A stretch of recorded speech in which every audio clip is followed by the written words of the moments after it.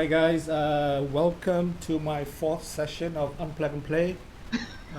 Today we've got Melanie and Darren Soh from Singapore. Darren, I've actually known for a very long time. He's a photographer. His wife Melanie is a writer, tea appreciator. So we will talk with them about a variety of things, photography, and what also Melanie does for a living, and how life has been under the lockdown the past few weeks.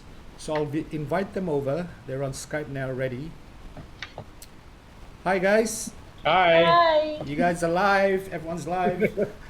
And hi Christian, how are you? Good.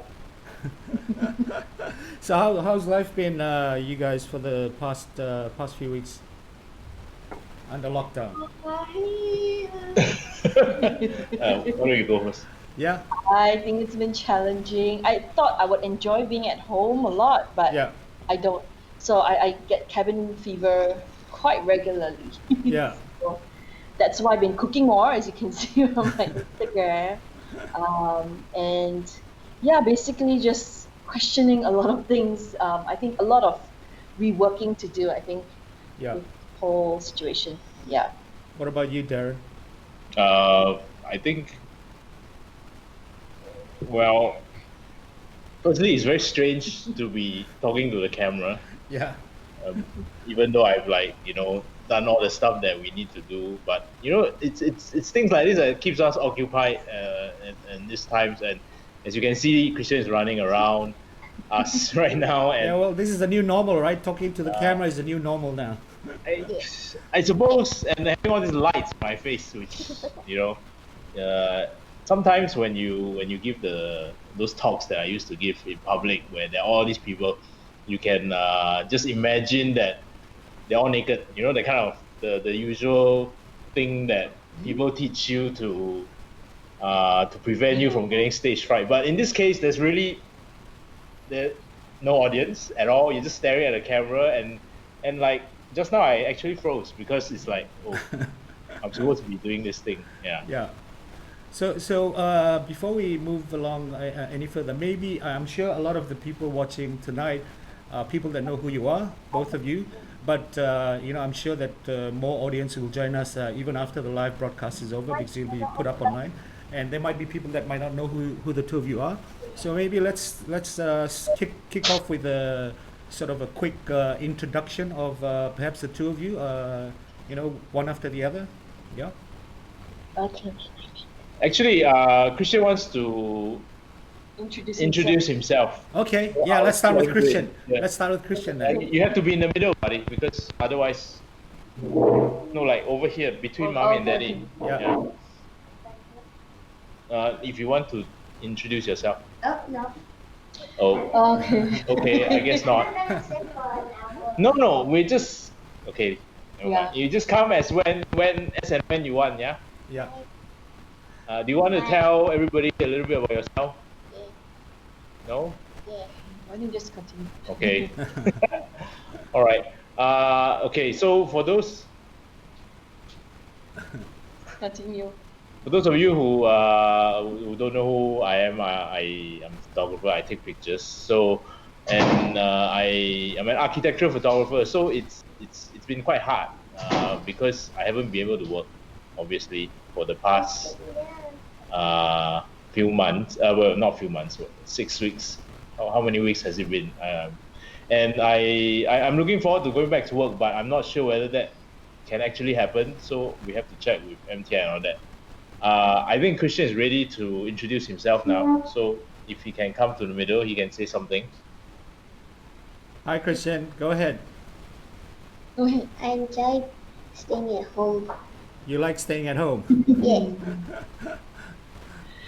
Anything else? Do you want to tell people how old you are, what you do? Okay. So now I just play games Yeah. and I mean, And you read. Okay. No, the other things that you do, you play the piano too, right? and I hit the fishes. And he feeds the fishies. Yeah. Okay. Yeah. So for me, Okay. I'm a freelance writer and I'm also a part-time lecturer. But the freelance writing has kind of more or less not been very active right now. because of the situation, but I'm still part-time lecturing at SUSS. Okay. Yeah, that's pretty much what I Yeah. do. And but like both of you are kind of you know freelancers, if I can use the word. So the work from home thing, is that something that is you know already familiar with you guys, and you just like you know it wasn't that big a deal, or how?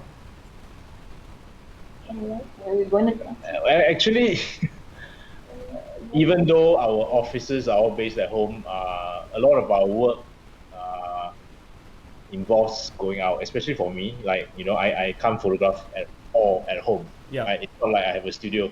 And for Mel, she used to have all these work meetings for all the stuff that she had to do and all that. And having been in lockdown virtually because we can't go out and work. Yeah. In any case, Yeah. has been hasn't been easy lah. So we try and do the things that we otherwise may not have had the time to do. For example, I've been clearing a lot of backlog, Yeah. lots and lots of backlog that has been cleared, Yeah. and some that hasn't yet. So Yeah. those of you who might have something that I owe, please be patient. Well, what about you, Mel? I think for me, I didn't go out as much as Darren did, and I'm usually also the ones at home at night. I think for me, I miss the time alone because when I'm alone at home working, I can work much faster than right now, which is, as you can see, constant interruptions. Yeah. And I have had to work very strange hours. Like the work that I have right now, I can only do it at night. So Yeah. that's not the nicest adjustment, but I think that's no choice at this point. Yeah. How about the whole home-based learning thing? You know, obviously I've seen your post here and there. You know, how's that been going? You know, I think that's one of the biggest sort of new normal, right? The whole sort of home-based learning thing, right? Okay, as you can see, who is the number one fan of home-based learning over there? But as the MOE has said, it's not ideal, and in an ideal world, we need to have the kids go back to school for various reasons that we Yeah. all know. Yeah. But we've tried, and we've during the 1 month of HBL, we did what we could, and I think it was productive. Probably not as productive as if the kids were in school, but Yeah. we got something done. Yeah. Yeah. And how's Christian sort of taking it all in, the whole digital thing? He likes it. You liked it, right? How do you like doing HBL from the laptop? Okay, I don't know what that means, but he kind of likes it, lah. So I like it. who of the two of you have been like doing the thing along with him? We take turns. You take turns. Mel will do Monday, Wednesday, Friday, and I do Tuesday, Thursday. So you all are not splitting it by topics. You all are well-rounded in all the subjects. now. Or equally unwell-rounded. That's great to hear. Okay, so why don't we maybe you know I'm sure we talked earlier, and I think the two of you have something to share with the audience, and I think we have a pretty good audience at the moment. We're hitting 50 now, so Wow. nice little session. So Darren, why don't we start with you? Obviously, you know you're the photographer guy, so let's talk about photography for a bit, Yeah. and you know over to you. You know. Okay. If we want to talk about using the slides, we have to go with Mel first because No, it's okay lah. I've ordered the slides in that Oh. order. Okay. Yeah. Whatever works for the two of you. Yeah. So we'll just go into the slides now. Okay. So So do I need to Mel sit there can. No. You just keep. Look there. Yeah. Should be okay. This one. Okay, press. Okay. So here it is, and Mel will go first. Okay. Yeah, sorry, I didn't really prepare anything. I just threw a bunch of photos at Darren. Yeah. So do I just click or what? Good. Yeah. Oh, Down. okay. Oh, like here. Yeah. Okay. Oh, Christine can press for me. Okay, down. Okay, so I like tea a lot. That's Yes. about it. Yes. Yeah. And I think because yesterday was International Tea Day, I Oh, just wanted okay. to show some photos from a trip I did. Actually, it was last year, so it's not that recent, but I really Yep. miss travel at this point. Yep. So I'm just going to be showing you some photos from my last trip to China, and specifically Wuyi Mountains in Fujian province. So, Christian, can you just press the yes? So I actually went to this village called Tongmu Chun, and it's actually not allowed. You're not allowed entry if you're a foreigner, but if you have friends who are farmers, you can get in. And it just so happened that the guide had some friends there, and I could actually stay in this area that was really pristine because it's a UNESCO heritage site and things like that. Can you press more? Yeah, so I'll just let you just keep pressing the photos quickly. Yeah. So I got to stay with a family. It was very interesting. It's an intergenerational tea business. So it was really interesting. Okay. That's it. Why this particular area in the first place? I don't. Go back. Oh, pardon? Why this particular area? This Oh, I think it's because it's Wuyi Mountains is particularly is a very very rich tea producing area, Okay. and also in terms of because there's so many Hokkiens that came to Singapore. A lot of them actually came from Fujian province and from Okay. this region, and whatever tea businesses that started out here in Singapore, most of them were from that region as well. Okay. So I was actually quite curious about that place. And it was interesting because like even the food and the way people look they look very Chinese Singaporean. So I Okay. kind of like, yeah, we're definitely Southern Chinese Yeah. lineage, yeah, from our looks. Yeah. And then this slide is just really um, my way of pursuing or keeping in touch with my interest in tea. So I kind of pair tea with books based on the mood of the book or maybe the book features certain types of food or drink that's related to the taste profile of tea.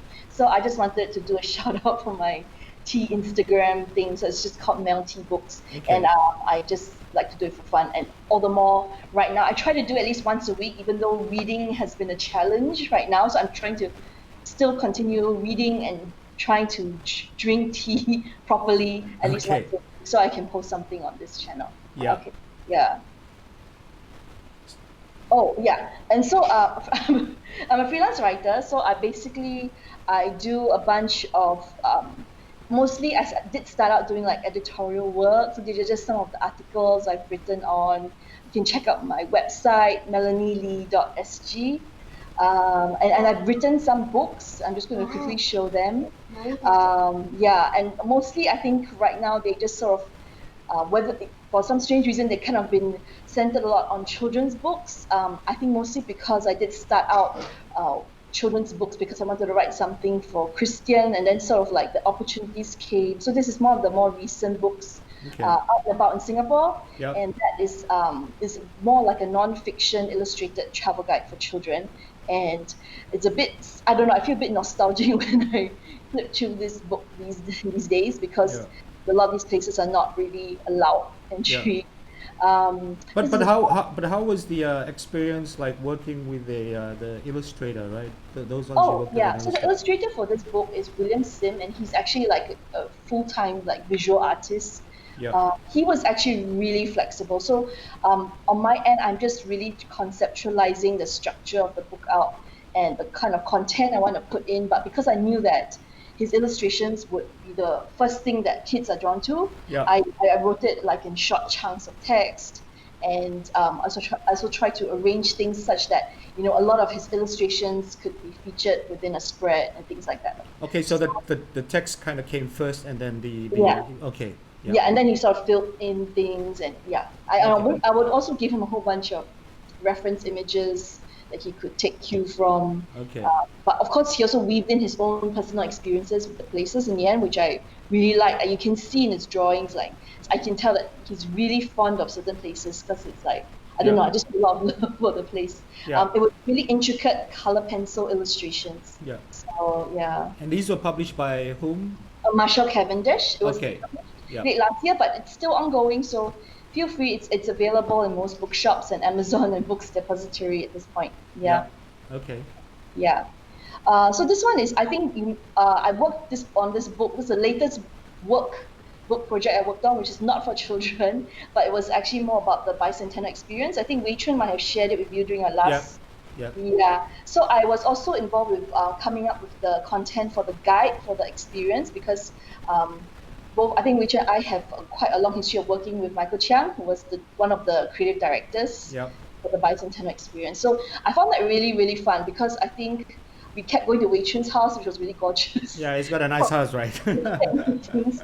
And I think because I think Jean also, who is from the Singapore Bicentennial Office, he's also a really visionary person. So it was really fun putting a book that is not just for corporate branding or promotion, but it was really a tribute to a well-loved project, and I found that really fascinating when I was doing all the interviews for the from the key team members. Yeah.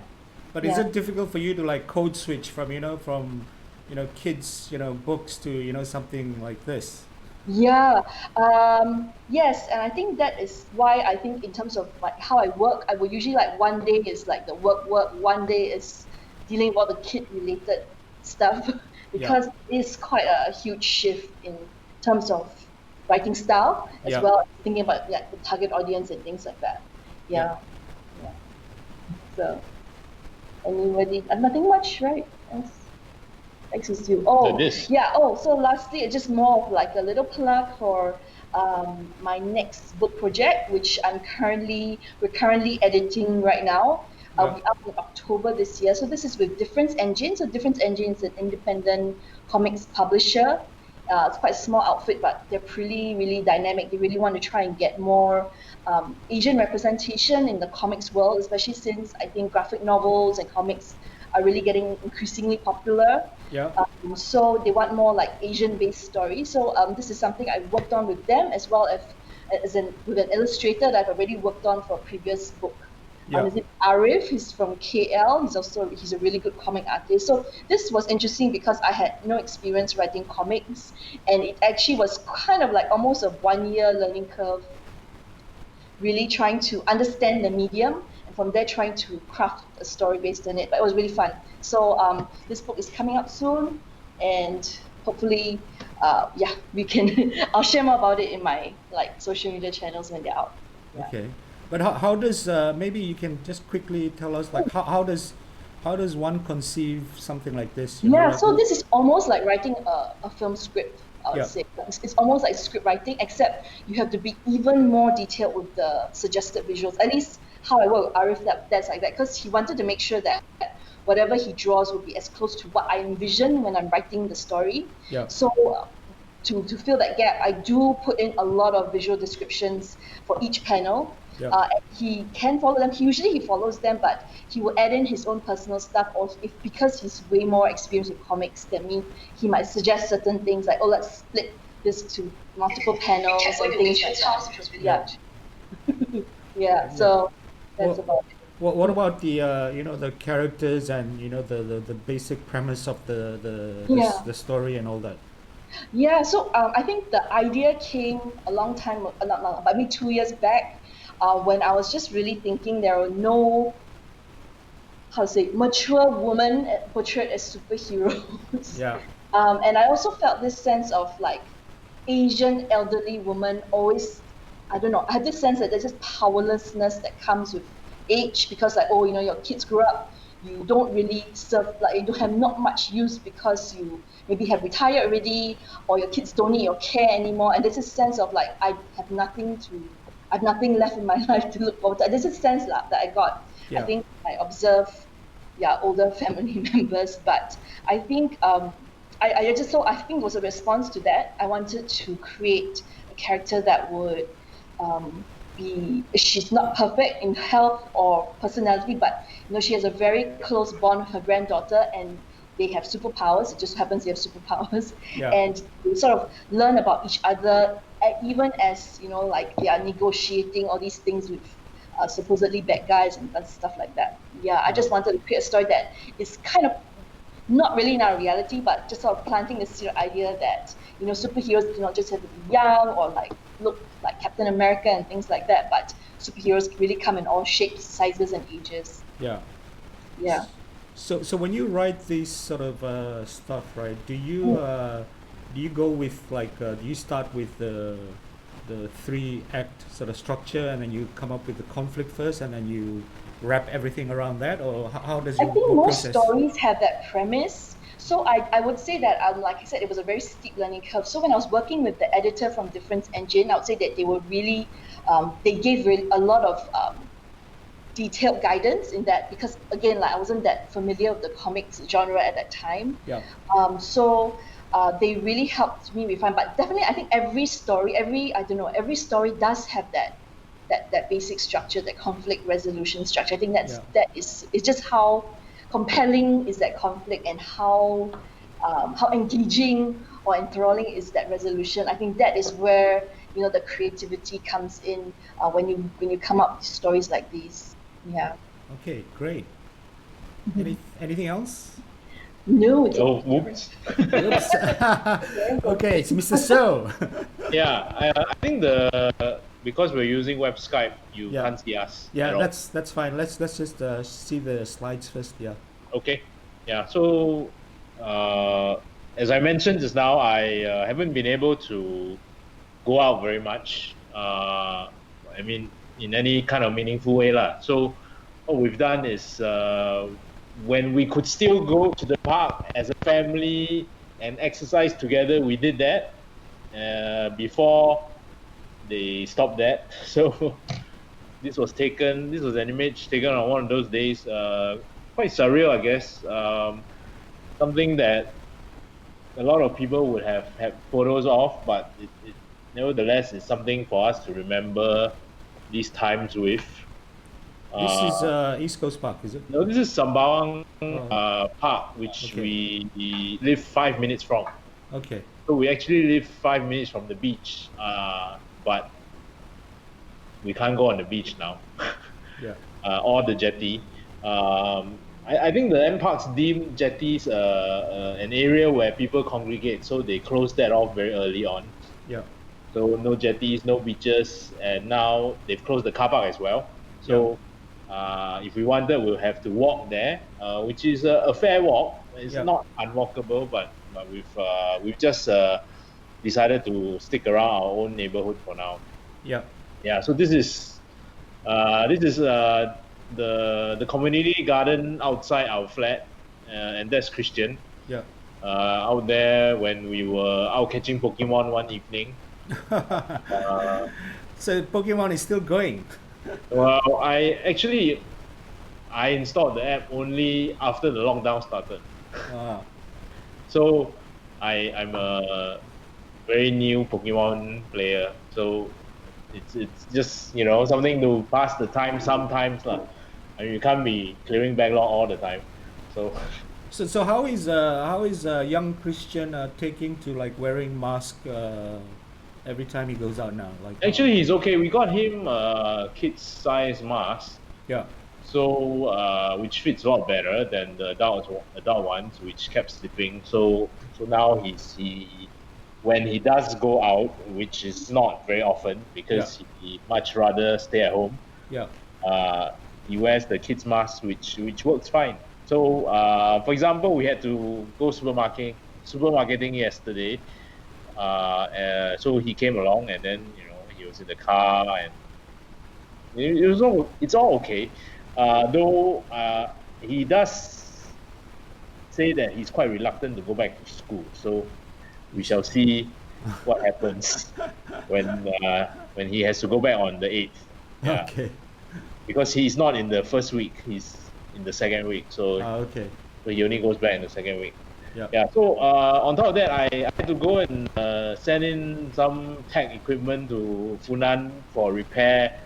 About, I think this was early last week, and so since I was there, I made a picture of Funan, and it's very strange because to me, if you look at this image, I'm quite familiar with this because I photographed Funan right from the beginning, when it was not really open to the public yet. Yeah. So it's not unfamiliar to me, this scene of Funan with no people in it. But if you tell people that it's actually something shot at 5 p.m. on a weekday, then then you realize, oh, okay, that's kind of odd. Yeah. Uh, But this is your dream setup, right? No people. You can just focus on the Actually, architecture, right? it's not true, I think you're the fifth person to tell me that. But a lot of my architecture pictures actually have people in them because people provide a sense of scale to to the images. So there's after I went to Funan to send in my stuff for repair, I went to pick up Thai food for dinner at Golden Mile. Yeah. So this is where it was. And because I had to wait for about like 15 minutes for my food, Yeah. I basically just took a couple of pictures lah. Because I'm very familiar with Golden Mile, so I know exactly where to photograph from. So Yeah. as I was waiting for my food, I just went up and What food did you get from there? pad thai, rice, Okay. fish cake, Yeah. papaya salad, Yeah. the real authentic Thai stuff. Yeah. You'll be glad to know that almost all the Thai restaurants there are open for takeaway, Okay. and even the Thai supermarket is open. So for those of you who have been craving like real authentic Thai food, you can go to Golden Mile and pick it up. Well, speaking of Thai food, I'll give a shout out to one of my friends who, used to work for me. He runs a place called Super Siam, and it's really authentic. So I'll give you the link to that later so you can try. Nice. Yeah. Okay.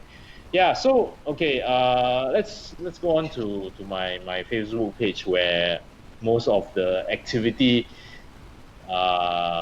is at right now for me, because I'm doing this project where I post one image every day from my archives. Yeah.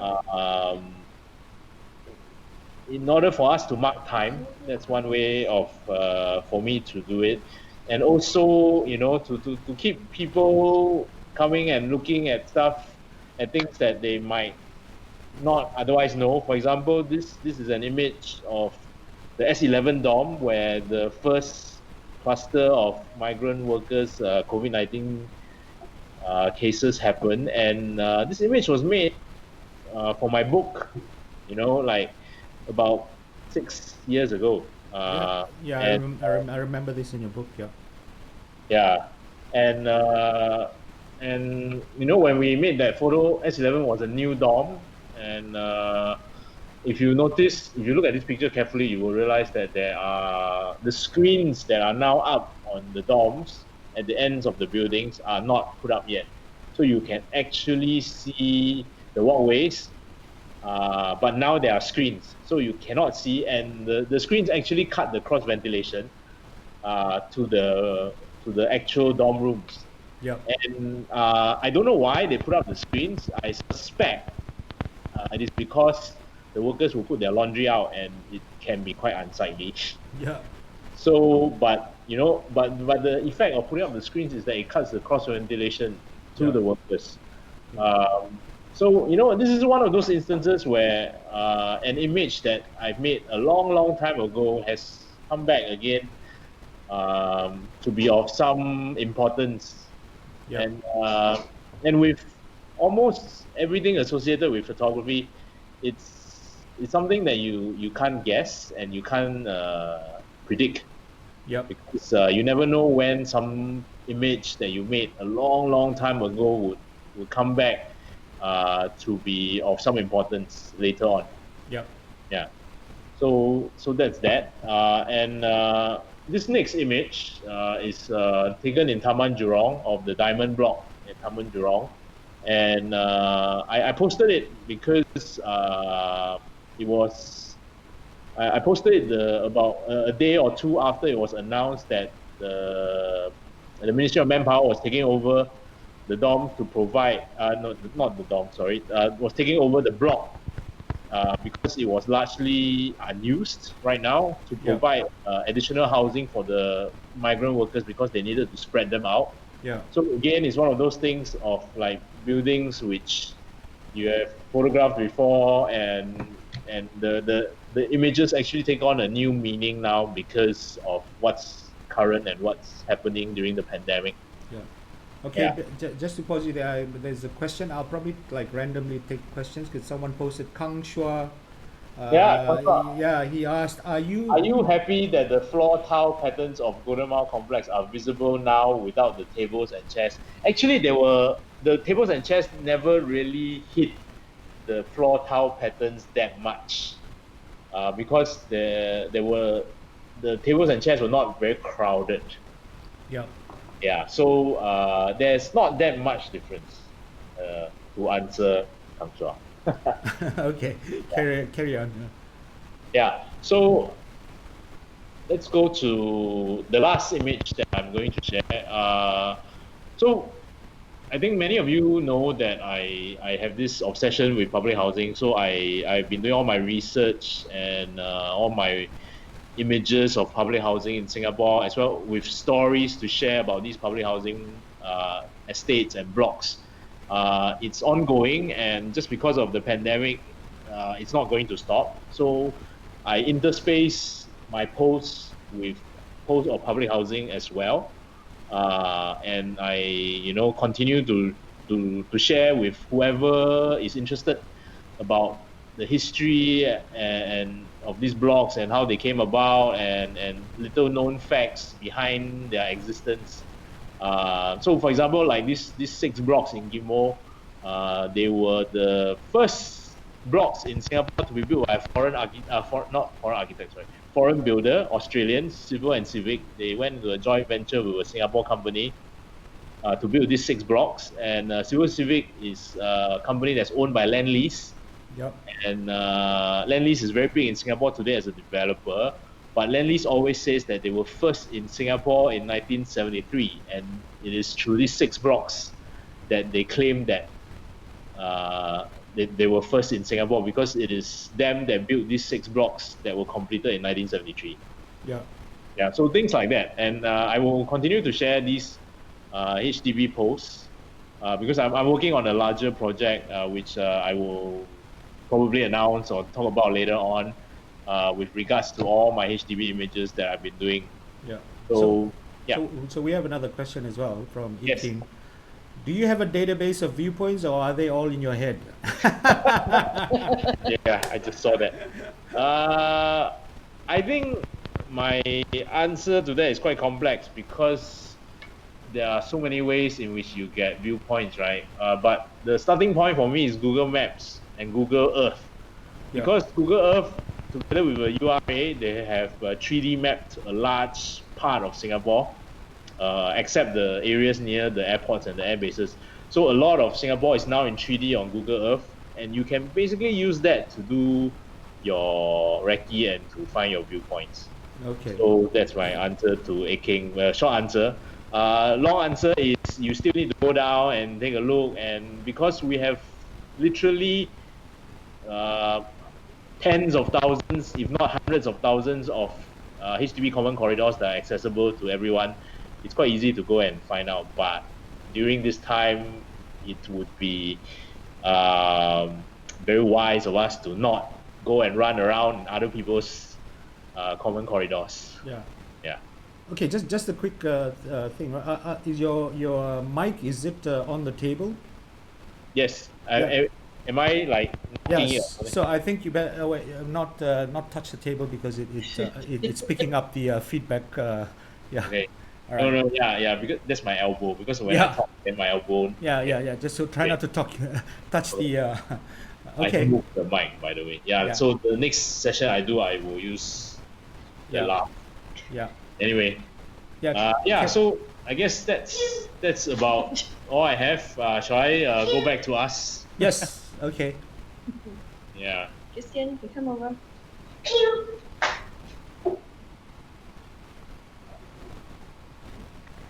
Okay, we're back. All right. Great. Bye. Thanks so much for that.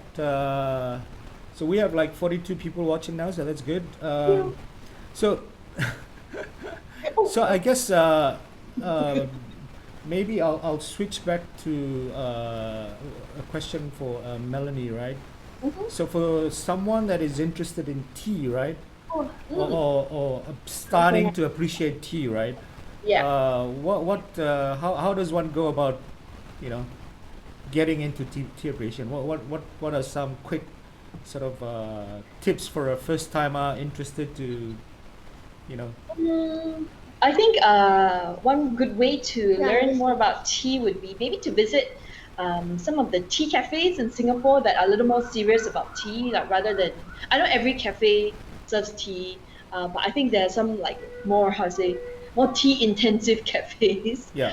I would say some come to mind like T-Bones and Mine, Fala, but it's pronounced Havla, Hvala. I think they have Yeah. outlets in Somerset and Chimes. But Uh, what sort of teas are these? What sort of tea? they would actually serve a mixture of Japanese and Chinese teas. And I would say that I think most of us our first point of tea would be Indian teas because like Lipton and everything, and it's usually in a tea bag. But I think what those cafes do, they will show you how to appreciate tea that is brewed properly and is single source origin, and it's from particular farms or particular regions which like have terrain that grows really sweet or really interesting tasting tea. Yeah. So I think going to those places when they do open, hopefully, would be a good start. Or not just looking at YouTube videos or Instagram videos or Instagram photos of tea drinkers that like do collect a lot, like pu'er cakes and things stuff like that. But it really depends on your interest because it's everybody has very subjective taste buds. So Yeah. I would say um, it would be I think I would say like right now given the current circumstances, go to Instagram. Instagram has a lot of tea Instagram accounts with people who are very serious about either Japanese tea or Chinese tea, and I would say these types of teas don't get the most love because of the fact that there's I don't know, they are more expensive compared to very very affordable tea bags that you get from the supermarket.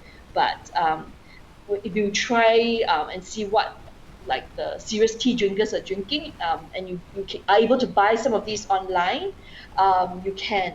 And I think like Havla or Fala, Hvala, they do sell quite a lot of teas online, and you can actually try them in your own time since you're free right now. And also, I think the important thing is not to steep tea for too long, to just follow the instructions. Like if it's for 3 to 5 minutes, brew it for just 3 to 5 minutes. Don't like just leave it there in a pot. If not, that often ruins the taste. Yeah. Okay. Mm. So last question on the tea would be if if Singapore went into further lockdown and you only had one chance to go to one tea shop to buy one tea, what would you buy? Okay, then I would go to buy really good Japanese green tea called Gyokuro, but I think you only probably buy from Japan at this point, Yeah. because I have expired Gyokuro at home, so I can't really use it for drinking. It's a really, really sweet, very intense umami kind of green tea, but it has to be made very delicately. Like you can't use 50 degrees, 60 degrees water. So on top of the tea, I would like to request for really good water as well, because Singapore water is not great, and water affects the taste of the tea a lot. Ah, So okay. really good mountain spring water and Yoguru. Yeah. Yeah. Okay. So Darren, are you into the tea thing as well, or are you like, Teh C? No lah, I don't drink tea. Lah. You don't drink tea. I only drink coffee. And thankfully, I'm not very fussy about my coffee. I just kind of need it to be strong. I saw you made chai for your dinners. How was Yeah. that? Yeah, it's good. How did you make your chai?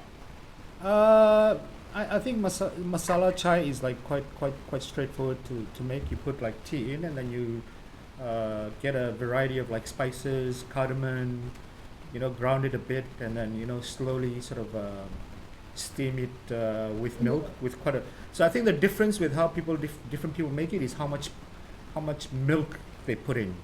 you know. Yeah. Yeah. Yeah. So I think my portion is half, Okay. water and milk, and then of course I sweeten it with honey. Mm. Yeah. So it kind of works. But of course, you guys will try at some point. Yes, we have a dinner. At some point, Yes, yes. Right. Yeah.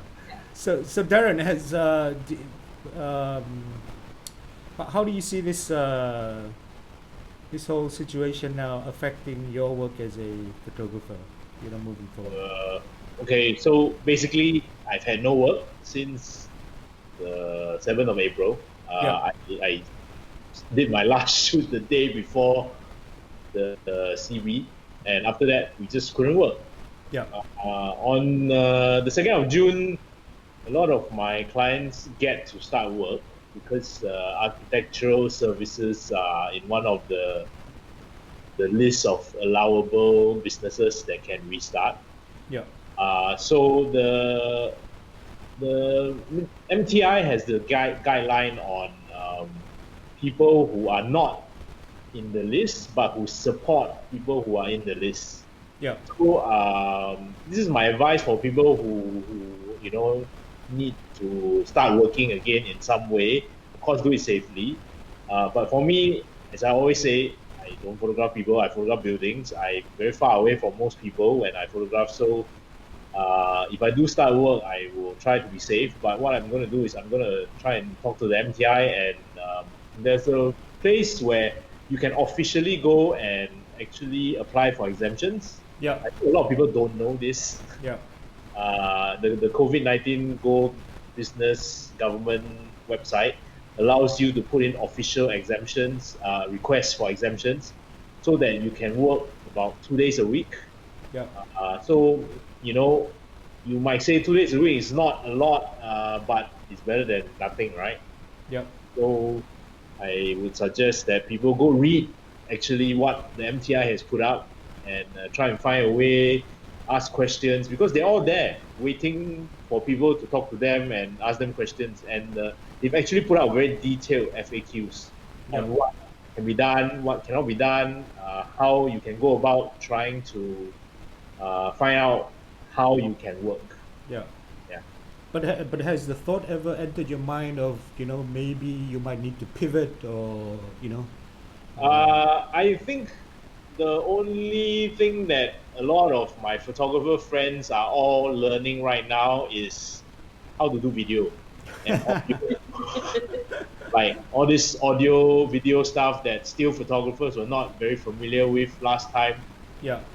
Which were in the purview of the filmmakers as well as the guys who did both video and still photography, like my friends at the Tripics. Yeah. The landscape photographers and videographers, they already know everything. So we've just been asking them a lot of stupid questions. Yeah. Like, what is TRS? What is TRS? And stuff like that. All this audio, video stuff, switches. Yeah. Like 3 weeks ago, I had no idea what any of these things were. Yeah. Yeah. So, but and I guess in trying times, we all learn new skills or skills that can help us do more things. Yeah. So that's what a lot of us have been doing. Of course, for many of us, it's also an excuse to do online shopping. Yeah. So the mics, the cables, the cameras for you, have all been coming. So things like that. Yeah. Well, what about you, Melanie? Has the thought come into your mind that I have to pivot, maybe Yes, but I haven't figured out what to pivot to, and I think it's different for writers because I think there are more options to work from home. But I think because freelance writing by itself, even before the whole pandemic, it was quite a brutal industry in terms of the fact that rates have not really risen a lot in the past year, even though there's inflation and everything. So it has always been a very challenging industry. So even with this one now, when I project stalled and I have work cancelled, I'm still just running through a lot of options. I haven't really come up with any solutions. I don't have any new equipment to buy, unfortunately. Yeah. So that's about it for me. But definitely, I think I would want to have more multimedia skills because I think what I have is just all like iPhone type of stuff, Yeah. like iMovie and all the very basic Apple application functions. I will eventually, hopefully, pick up more from Darren as he does more shopping. But how would those sort of add to? I don't know. I like for me. Okay, I don't really like video stuff, but I But was she's thinking a big fan of podcasts. podcasts. Yeah, because I've been Oh. I listen to a lot of podcasts. So I was thinking maybe I could podcast, but on podcasts on what I haven't figured out, and I know that you have to Yeah. be really niche and focused with that kind of thing. So it's a lot of mulling at this point. Yeah. Well, the biggest news in podcast recently is Joe Rogan just signed. Going on YouTube, right? Yeah, Or yeah. Spotify. Or Spotify. Yeah. Right? He's Right, just signed yeah. a huge deal, and he's moving all over to like Spotify. So Yeah. he's leaving YouTube. So Yeah. if you need, some sort of benchmark, Joe Rogan is a recent case. Yeah. Yeah, for sure. But also like I think podcast. Okay, I may be wrong, but it hasn't really. It's not that pervasive in here compared to in the States, for example. So Yeah. that's why I think I still need to do a little more research and also do a little more refining of if I have a podcast channel, what would it be about and stuff like that. Of course, I still have this dream of writing a proper novel one day. I never found the time to, and this could be a time, but I'm not sure yet. Yeah. Like a work of fiction. Yes, but like a proper, like longish story novel kind of thing. Yeah. Yeah. We're not very literal. Yes, yeah. Yeah. But that's always been my like target. I think in terms of writing goal to be able to have that discipline to write a novel. Yeah. Yeah. Mm. So Darren, you started the fundraising, the print sales, right? And it did really well. So I've known you for a very long time, and I know for a fact that you're quite good at these things. Yeah. Like doing these sort of initiatives and being able to actually, raise quite a bit of money. Whether it's for your own sort of projects or books or for this initiative, right? So do you wanna shed a light on that a bit? Okay, I think most importantly, it's not something that I could have done myself. Yeah. I'm a really shitty admin person. Yeah. When it comes to doing admin stuff, like, for example, if Emmeline had not agreed to help. Maybe we just put a bit of context just in case some people don't know what we're doing. Okay. So what I recently did with the announcement of the high number of COVID-19 cases in the migrant worker community is that I together with Objectives Center for Photography and Film, we launched a print sale in order to raise money for the workers, money that was donated to NGOs to help them on the ground, because a lot of the workers had to be split up from their dorms, taken out, moved into temporary accommodation, and they were lacking things like mattresses, sanitizers, face masks, all your basic things. A lot of them had no individual mugs, no proper toothpaste, toothbrush, all that stuff. And so what we did was, as photographers, there's only so much we can do. Not all of us are documentary war photographers. We don't necessarily go into the ground in this case to make photos and all that. So as photographers, I was wondering what I could do. And so what happened was I thought, okay, in the past we have sold some prints for all kinds of different causes, and it's been fairly successful. So I thought maybe we should try this. So I spoke to Emmeline, who immediately agreed. Emmeline, director of Objectives, because they already have a online shop. So we used the platform of their online shop. I gathered a group of photographers. There's about 8 of us. We all each contributed 1 or 2 images each, where 100% of the proceeds will go straight to the migrant worker NGOs. And we also got Kelvin Mann from AVS, who prints a lot of our work, fine art printing, to sponsor the prints. A shout out to AVS now. They're actually manufacturing and selling face masks as well as face shields right now. Yeah. So you can Google AVS Technology Singapore face mask, face shields, and you'll be able to buy your face mask and face shields from them. Yeah, talk about pivoting, right? Yeah. So as it is, AVS was already going very much into 3D printing as well. So this whole thing about setting an assembly line for these plastic products is actually quite natural for them.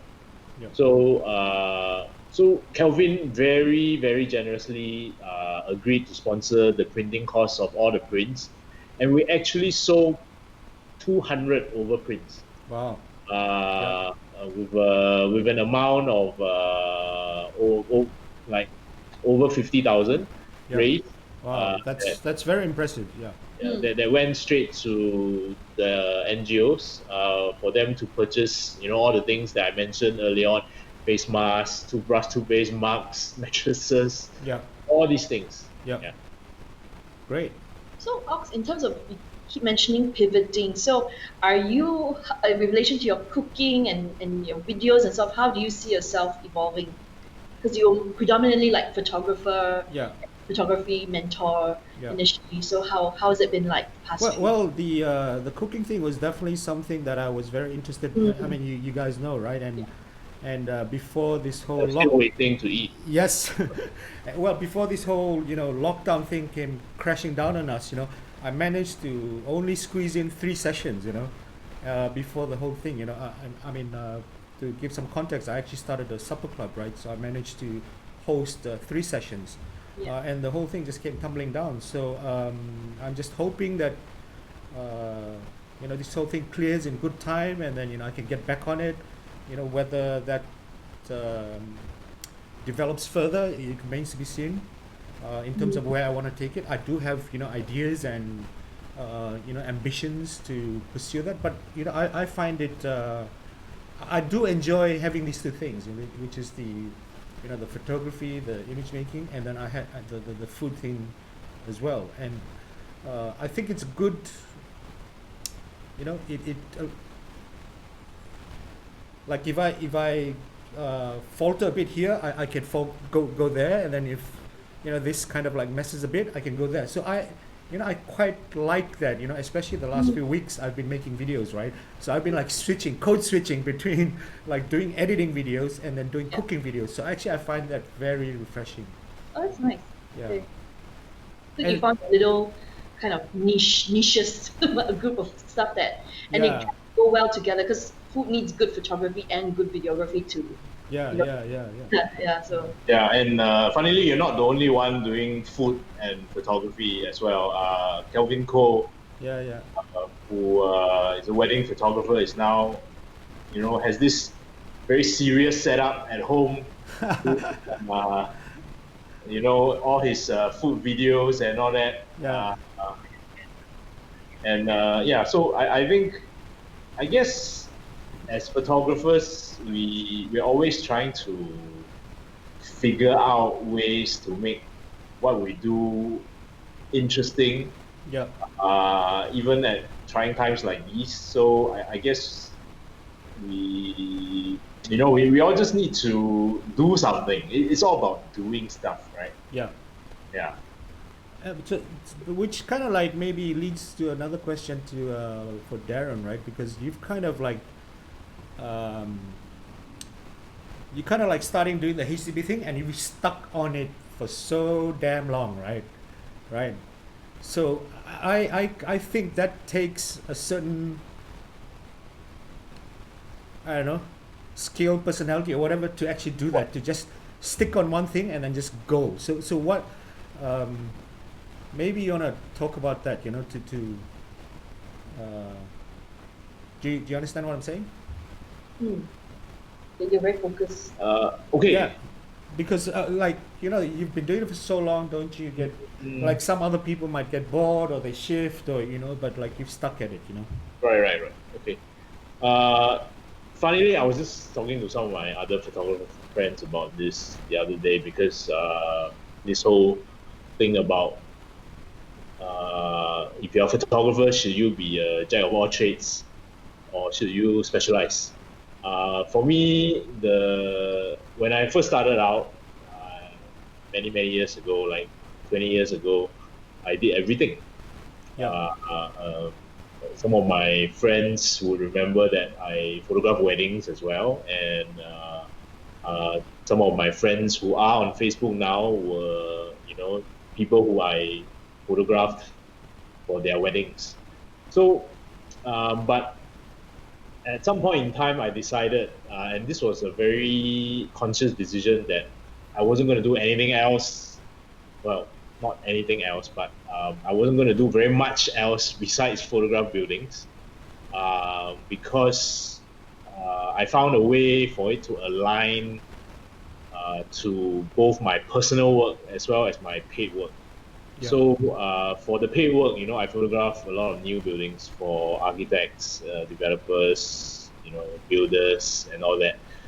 And for my personal work, I photograph vernacular buildings, older buildings, so HDB flats, old modern buildings, and things like that. And I've got into this rhythm where I can do both in tandem quite comfortably, and never get bored, because I keep finding out things that I didn't know about older buildings, or then I photograph new buildings, which allow me to look at something new and photograph something new. So I don't think I will ever get bored of it, and but I'm always thinking of how to add to that photography.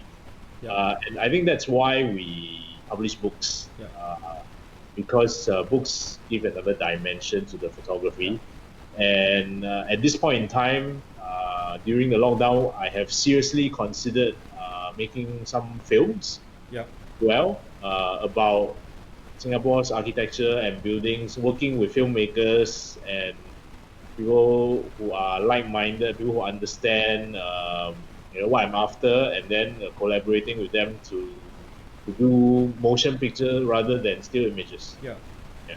Well, I think that you're one of the very few that I know that are in this unique position where you are photographing what you want to photograph, but actually making a living out of it, which I think is very unique, and not many people are able to do that, because you'll always get like some wedding photographers that are shooting wedding, but they actually really want to do something else.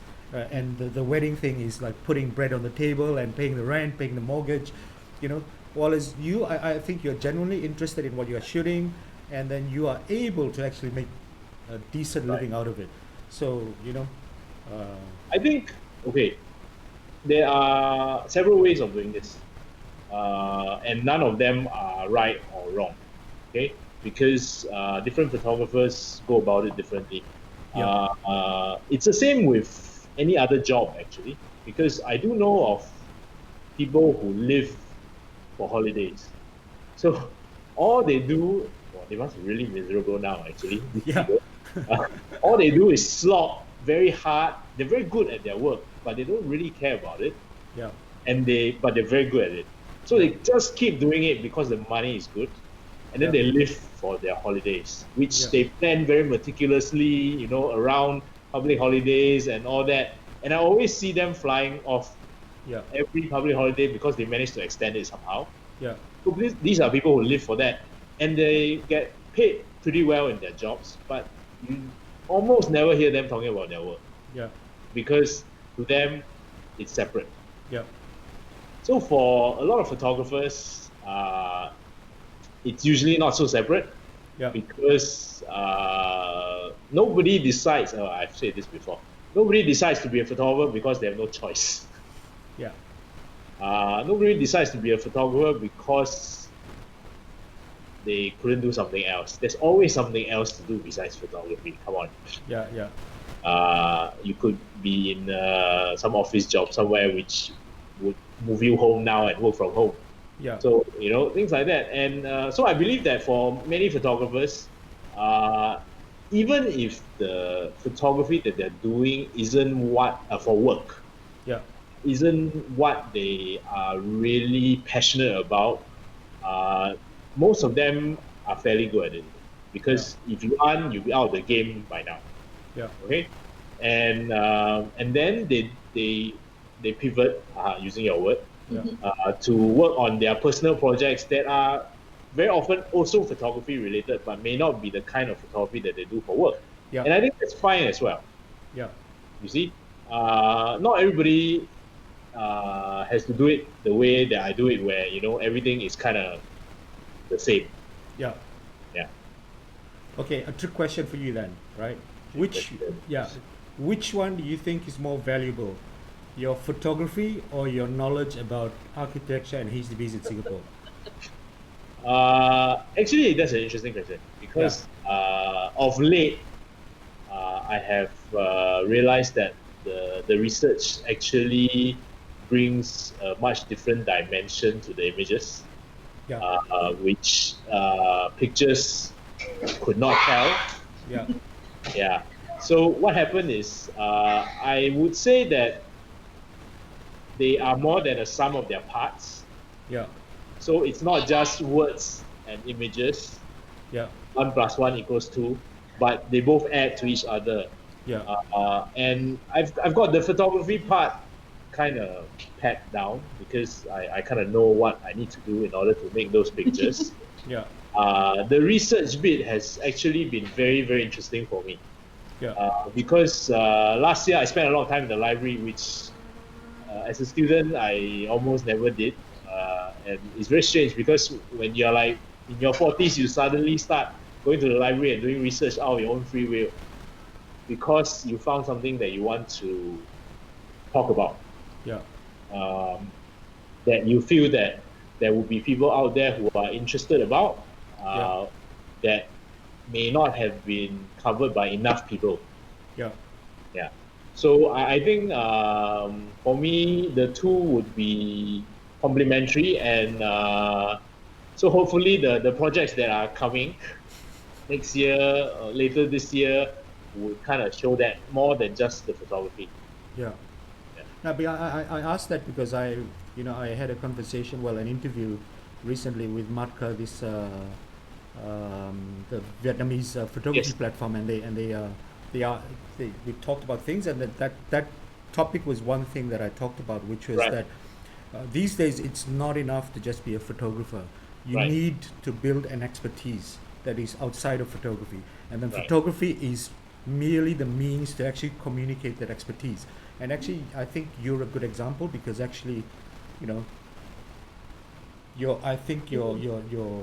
Right. the many years spent on this HCB thing and your obsession with it, has a lot more value, I think, Right. than the photography. It's superseded the photography, Right. Okay. So that was why. Yeah. Yeah. Okay, but at the same time, I feel that the photography is still a very important part of it.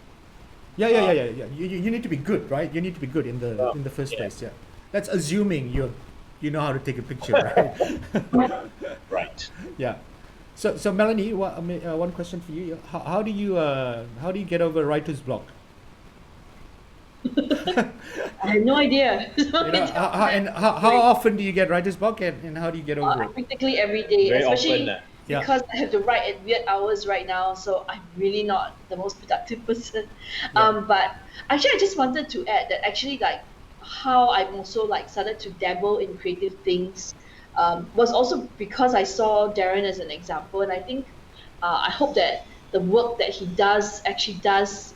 I think I do see it inspiring a lot of other people to take on, like their hobbies, like they take photography more seriously, or they start getting more interested in HDB history. So I think, I mean, it's not just, okay, yes, we all do need to make a living, but I think also having sometimes role models, creative role models to sort of show the possible paths. It may not be your path, but possible paths to take. So like for me, right, I'm generally like antisocial and not the most, like forthcoming person in terms of personal branding and things like that. But I think I still like was very inspired to see Darren just do what he does without really caring what anybody thought, like maybe they'll tell him he needs to diversify more and stuff like that. He was just always very intent on his obsessions. Yeah.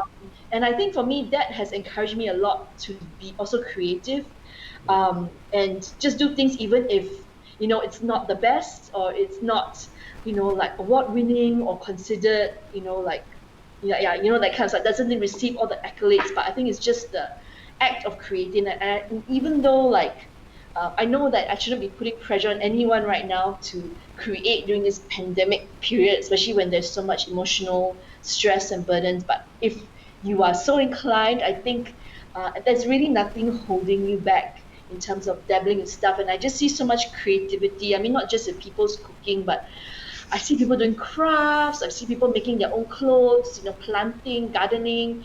Um, yeah, buying equipment to play around with to make videos.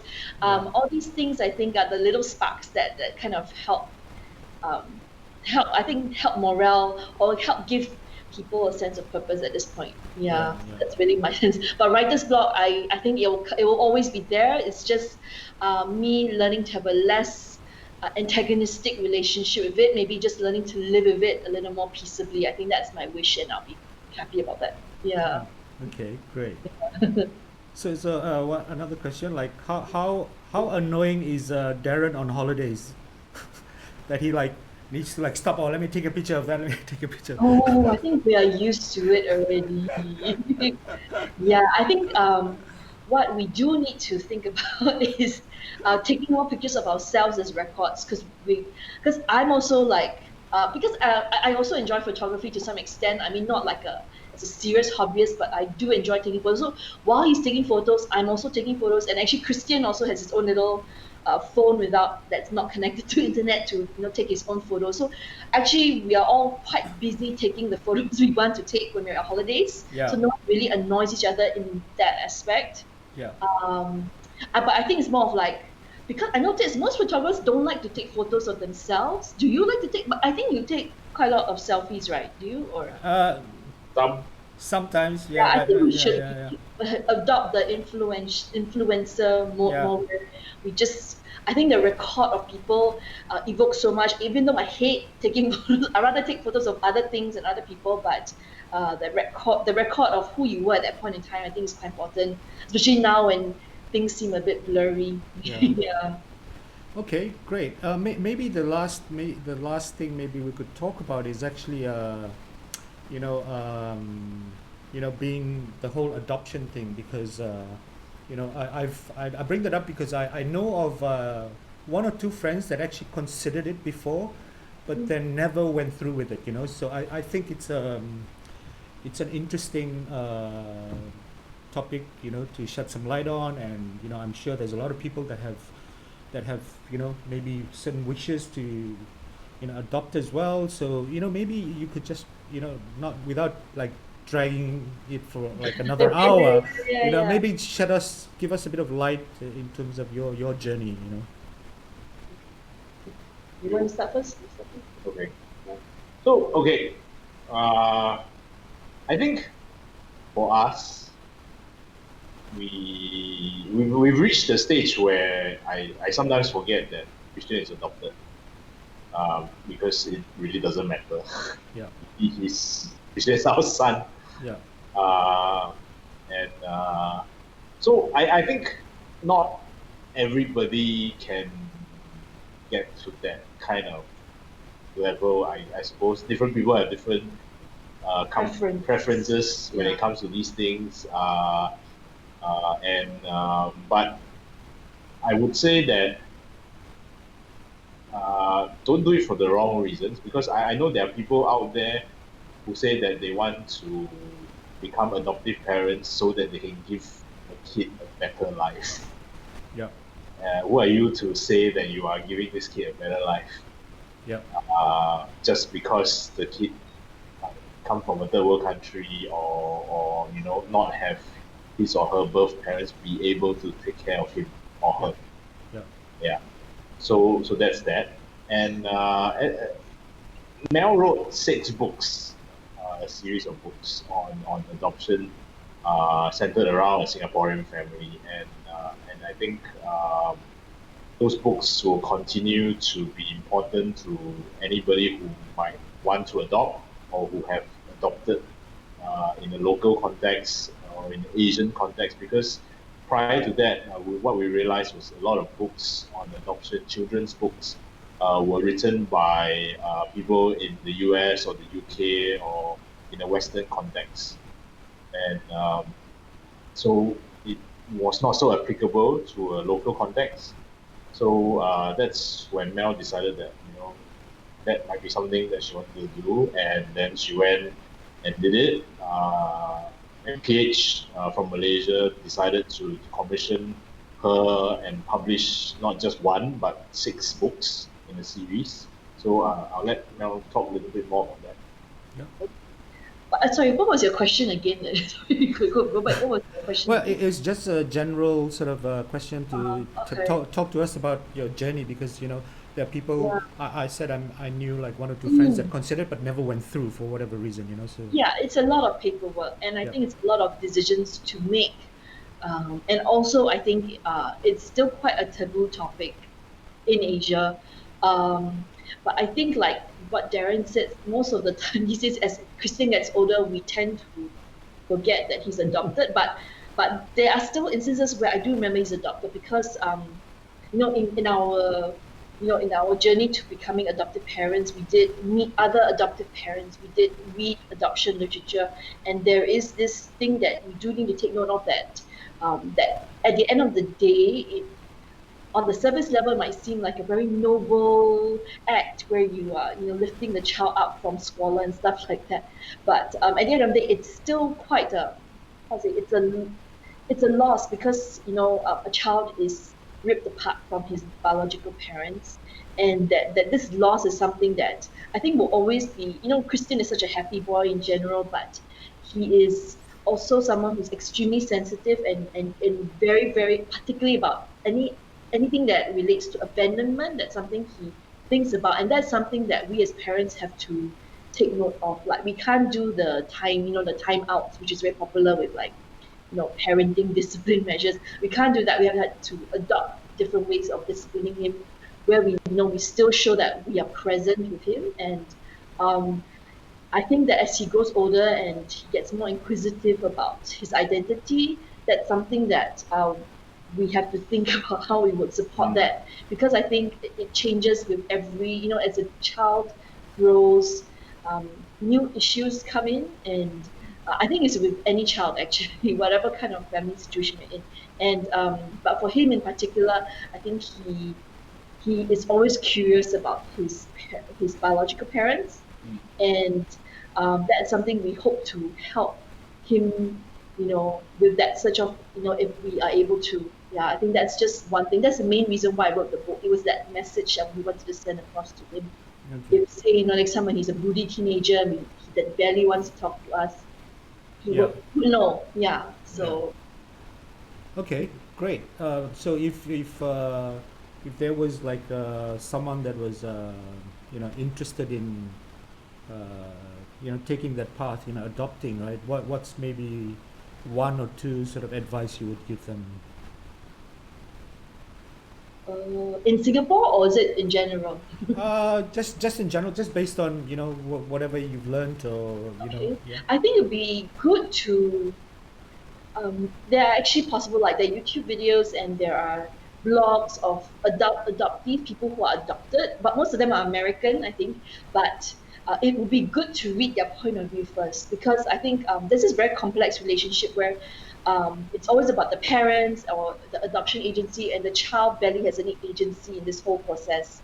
And I think as they grow up, many feel that anger, like, I only found out I was adopted when I was 18 or something, or I cannot talk about my biological parents or else my parents start crying. Like, there's a lot of pressure as well as helplessness that comes with for the adoptee. Yeah. And I think the adult adoptees have a better way of articulating those feelings. I think it's good to get a sense of that before you think that, oh, I will just be this wonderful savior to this wonderful child that will come our way and everything will happily ever after. It's not like that. Yeah, because Yeah. it's really not like that. And I also want to add that we have met some prospective adoptive parents who ask the counselors, like, can I not tell the kids Like, can I keep it from them? Can I change the birth country of my child on Yeah. the birth cert? Yeah. And things like that. And if you are asking questions like that, you're probably not ready Yeah. to do it, because if you are going to keep it from the child will find out at some point in time, and when the child finds out much later on, when he or she is an adult, it's going to be much, much worse. Great. Fantastic tips, and I think it's quite insightful for me to hear as well. So we've gone on for actually quite a bit now, quite a while now. So do you guys have any closing remarks, statements that you gonna make Well, before? thanks for having us. I think this is a good opportunity for me to test out the mics and all these things. So hopefully we'll do better. Yeah. Well, thanks so much. I think we had a great discussion, very broad, from photography, what Darren does, of course, to Melanie, a bit on tea, the writing, and the adoption thing as well, So I think everything that I wanted to talk to you guys about, I pretty much, got it out there. The adoption thing, I almost forgot, but it kind of just, boom, it just came back. So great. No script. No script, all kind of just, winging it.